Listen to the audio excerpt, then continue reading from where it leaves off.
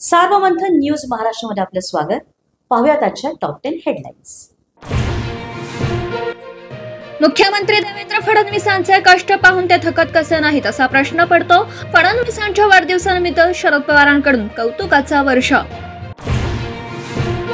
देवेंद्र फडणवीस अतिशय हुशार आणि प्रामाणिक राजकारणी, भविष्यात त्यांना केंद्रात मोठी जबाबदारी मिळण्याची शक्यता। उद्धव ठाकरेंकडूनही फडणवीसांचं तोंड भरून कौतुक। उपराष्ट्रपती जगदीप धनखड यांचा राजीनामा राष्ट्रपतींनी स्वीकारला।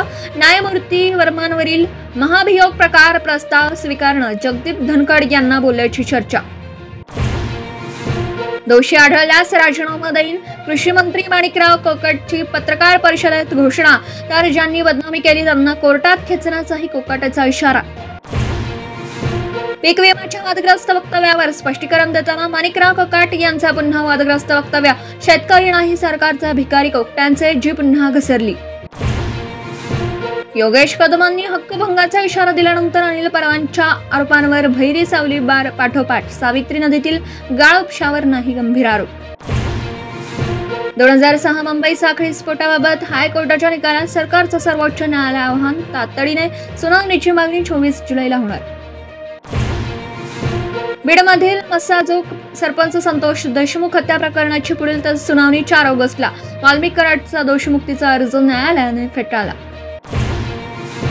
विधान भवनात धनामारी करणाऱ्या सरसराव टकलेची जमीन मिळाल्यावर मिरवणूक। कळंबोलीतील धनगरी ढोलांच्या तलावर टकलेच्या जमिनीचा जल्लोष। विदर्भ आणि मराठवाड्यात अनेक जिल्ह्यात मुसळधार पाऊस। नदी ओढे दुथडी भरून वाशिम, बुलढाणा, हिंगोली, जालना, परभणीत पूरस्थिती, अनेक मार्ग बंद। कल्याणच्या नांदिवली परिसरात खासगी रुग्णालयात रिसेप्शनिस्ट तरुणीला बेदम मारहाण। गोपालधाच्या परप्रांत तरुणांकडून मारहाण, आरोपीवर गुन्हा दाखल। सार्वमंथन न्यूज महाराष्ट्राला लाईक करा, शेअर करा, सबस्क्राइब करा।